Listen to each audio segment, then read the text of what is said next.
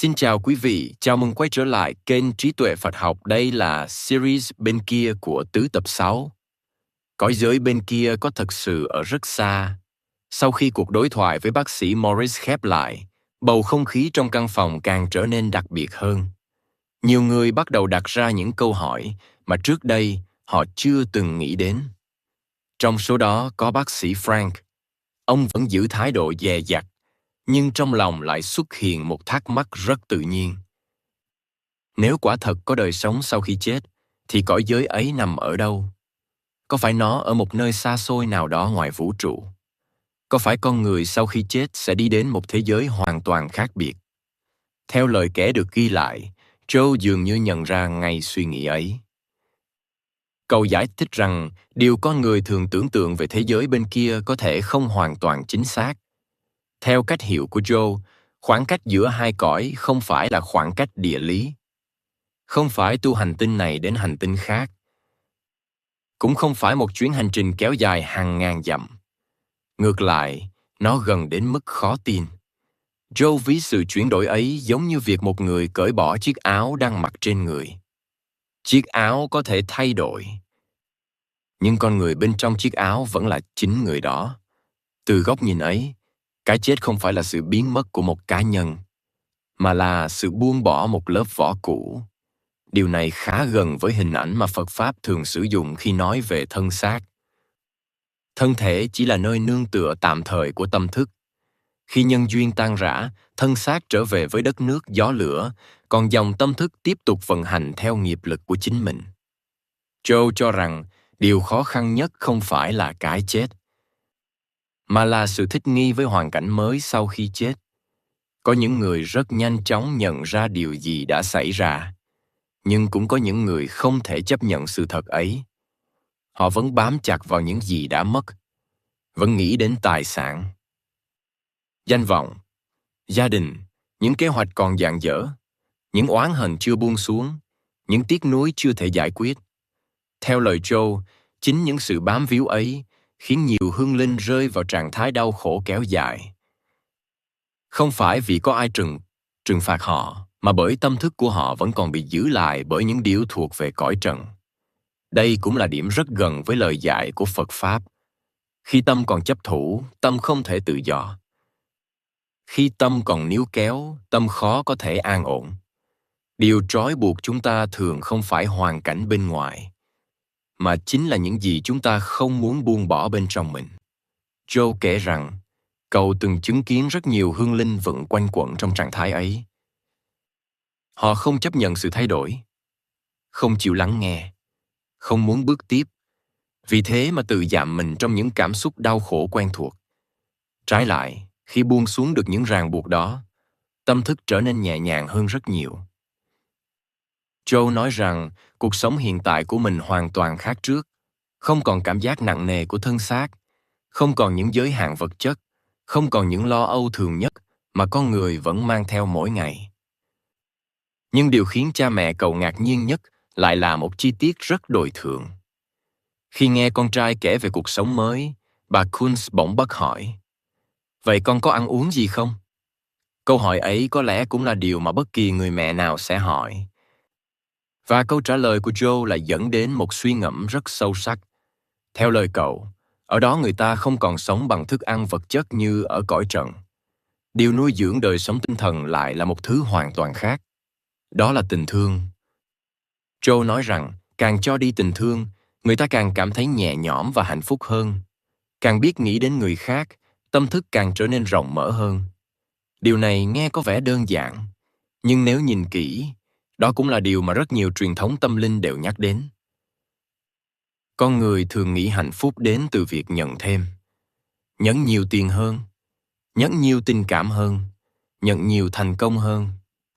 Nhưng Joe lại cho rằng quy luật của đời sống tinh thần hoàn toàn ngược lại. Càng muốn giữ cho riêng mình, con người càng cảm thấy thiếu thốn. Càng biết cho đi, nội tâm lại càng trở nên giàu có. Có lẽ đó cũng là bài học lớn nhất mà cậu muốn gửi lại cho cha mẹ và những người đang có mặt hôm ấy. Rằng sau tất cả những gì con người theo đuổi trong cuộc đời, điều còn lại không phải là tài sản hay địa vị. mà là khả năng yêu thương. Và chính tình thương mới là thứ thực sự nuôi dưỡng đời sống của tâm thức. Vậy, điều gì thực sự theo chúng ta sau khi chết? Sau khi chia sẻ về đời sống nơi cõi sáng, để giải tỏa nút thắt tâm lý cho đáng sinh thành, bác sĩ Kunz lên tiếng hỏi: Con trai, con có thể cho cha biết tai nạn hôm đó đã xảy ra như thế nào không? Joe bình thản kể lại sự việc một cách khách quan. Sau kỳ thi, vì cảm thấy thoải mái và nhẹ nhõm, Joe quyết định ra họ bơi thư giãn. Nhiều ngày thực khuya học tập khiến cơ thể cậu đã kiệt sức mà chính cậu không nhận ra. Trong lúc bơi, cậu bị đuối sức, chìm xuống nước và mặc vào ròng rêu dưới đáy hồ. Càng hoảng loạn, cậu càng mất khả năng tự cứu mình. Nhưng điều đáng chú ý là khi nhìn lại từ góc nhìn hiện tại, Joe không cho rằng nguyên nhân đau khổ lớn nhất nằm ở tai nạn. Theo cậu, việc thân xác chấm dứt diễn ra rất nhanh chóng và nhẹ nhàng. Điều khiến cậu mắc kẹt lại chính là tâm không chấp nhận sự thật ấy. Cậu tiếc nuối tuổi trẻ, tiếc những dự định còn dang dở, tiếc cuộc sống mà mình chưa muốn rời xa. Chính sự bám víu đó khiến tâm thức không thể buông xuống. Theo cách diễn đạt của Joe, cậu đã tự giảm mình trong ký ức của khoảnh khắc chết đuối, như thể vẫn còn đang mắc kẹt dưới đáy hồ dù thân xác đã mất từ lâu. Đây là điểm đặc biệt đáng suy ngẫm. Trong Phật Pháp, sự trói buộc lớn nhất không nằm ở hoàn cảnh, mà nằm ở sự chấp thủ của tâm. Càng bám víu, tâm càng đau khổ. Càng không chấp nhận sự thật, tâm càng bị giam cầm bởi chính những gì mình đang cố níu giữ. Vì thế, điều khiến Joe đau khổ không phải nước họ, cũng không phải cái chết, mà là sự không thể buông bỏ những gì đã thuộc về quá khứ. Tuy nhiên, giữa giai đoạn u mê ấy, cậu cho biết mình vẫn cảm nhận được một điều. Đó là tình thương. Joe kể rằng dù thần trí mờ mịt, cậu vẫn cảm nhận được những lời cầu nguyện chân thành của cha mẹ và những người thương yêu mình. Chính nguồn năng lượng yêu thương đó đã giúp cậu dần thức tỉnh khỏi trạng thái hoảng loạn và đau khổ kéo dài. Chi tiết này cũng là một trong những lý do khiến nhiều truyền thống tâm linh phương Đông luôn xem việc hồi hướng, cầu nguyện hay khởi tâm thiền lành cho người đã mất là điều có ý nghĩa. Dù cách giải thích có thể khác nhau, nhưng điểm chung đều hướng về một điều. Tình thương chân thành không phải là thứ vô ích, nó có khả năng nâng đỡ tâm thức, cả đối với người sống lẫn người đã khuất. Trước khi kết thúc buổi tiếp xúc, Joe gửi lại một lời nhắn nhủ cuối cùng.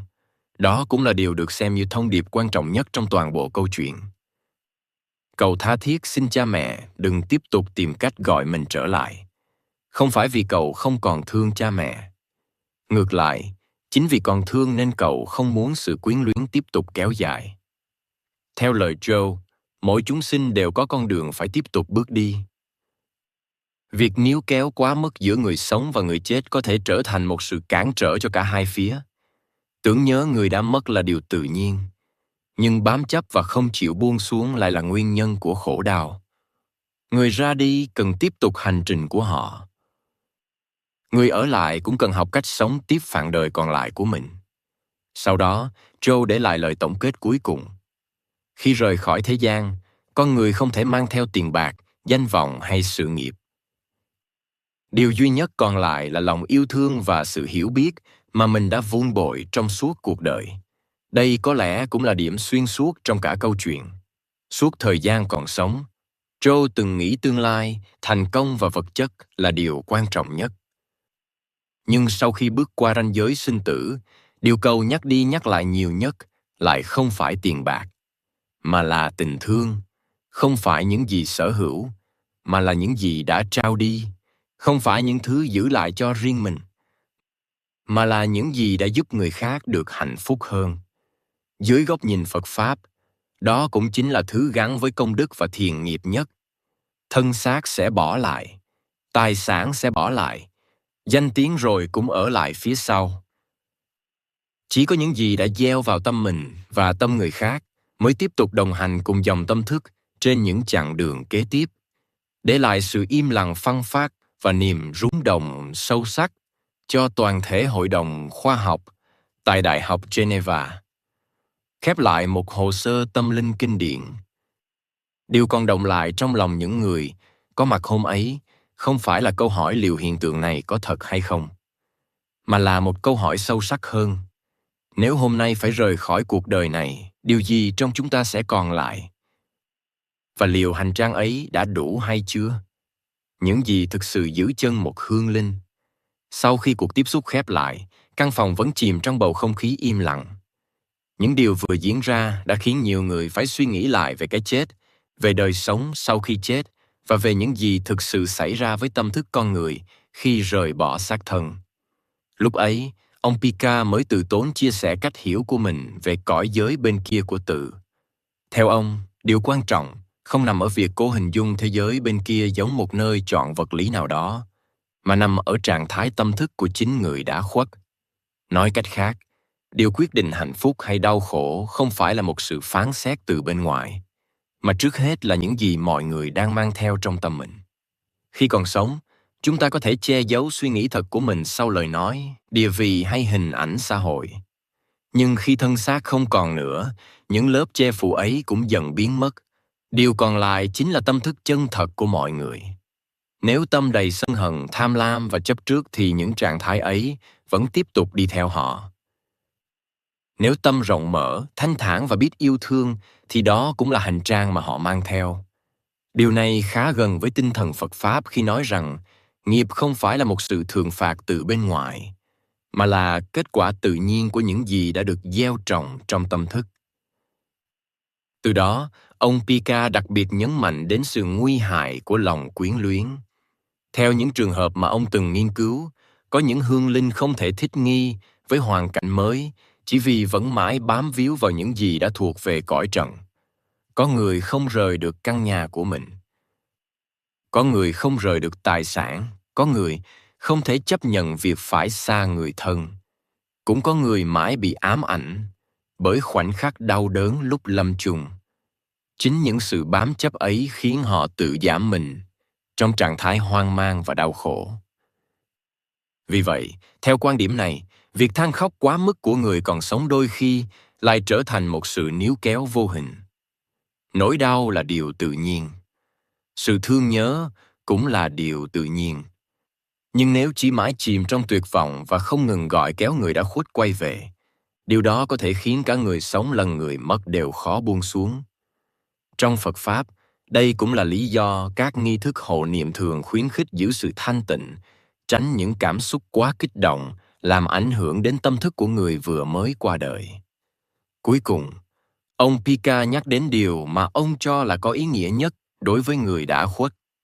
Đó là lời cầu nguyện chân thành, không phải những lời cầu xin mang tính trao đổi, không phải những nghi lễ hình thức bên ngoài, mà là tâm nguyện thanh tịnh xuất phát từ lòng thương yêu chân thật.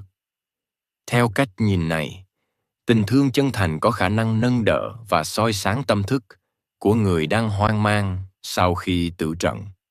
Còn dưới góc nhìn Phật Pháp, những lời cầu nguyện thiền lành, sự hồi hướng công đức và tâm từ bi của người thân chính là một nhân duyên tốt đẹp giúp người mất khỏi tâm an ổn, bớt đi sợ hãi và dễ dàng buông bỏ những ràng buộc còn sót lại.